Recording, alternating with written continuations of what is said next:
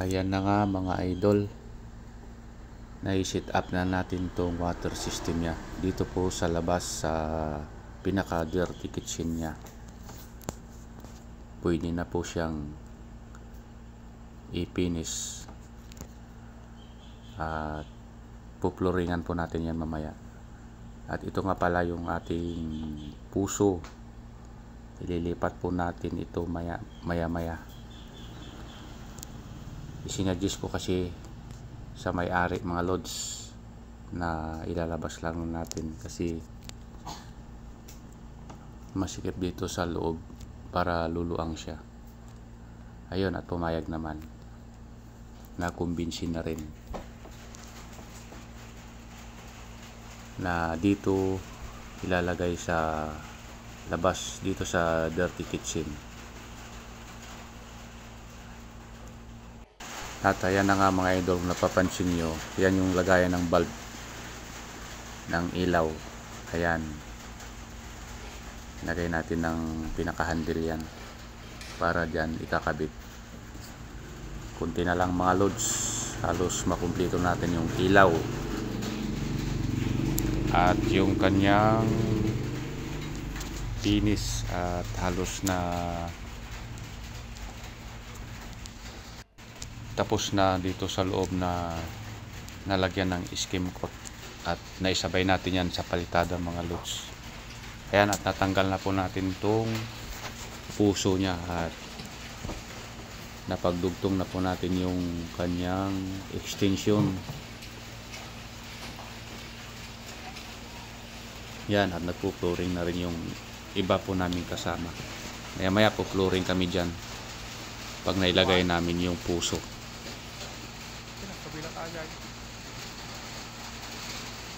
At linalagay na po natin tong kanyang elbow.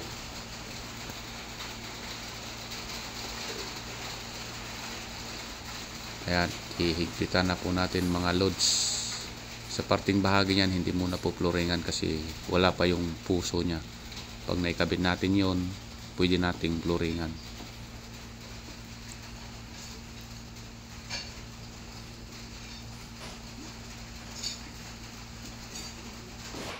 Pati yung steel window po natin mga loads ay napintura na natin. Ayan, at pinagdudugtong na natin yung mga elbow nya at hinahanap po namin yung paris nung yabi tubo. Hindi po namin mahanapan, nandyan lang yun kanina, pakalat-kalat kasi. Ayan, minano-mano na po namin.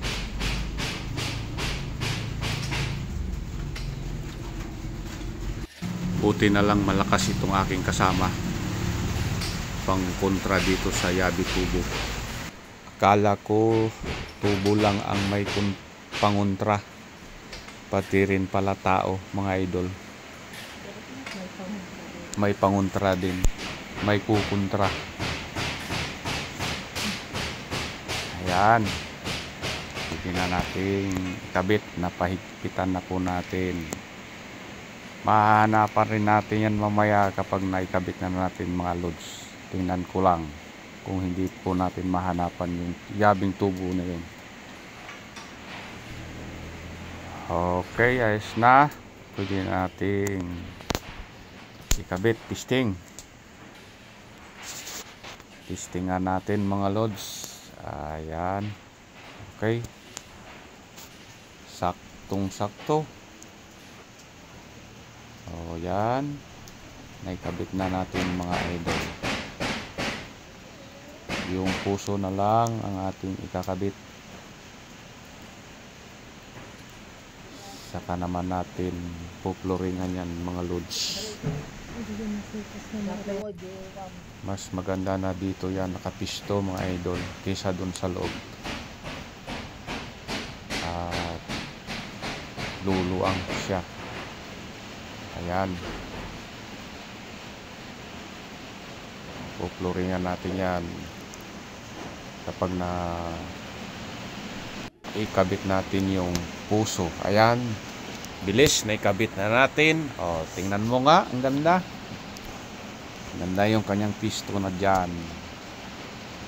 Ayan, napluringan na natin. Yung sa loob na lang. Pupluringan natin yan bukas mga idol.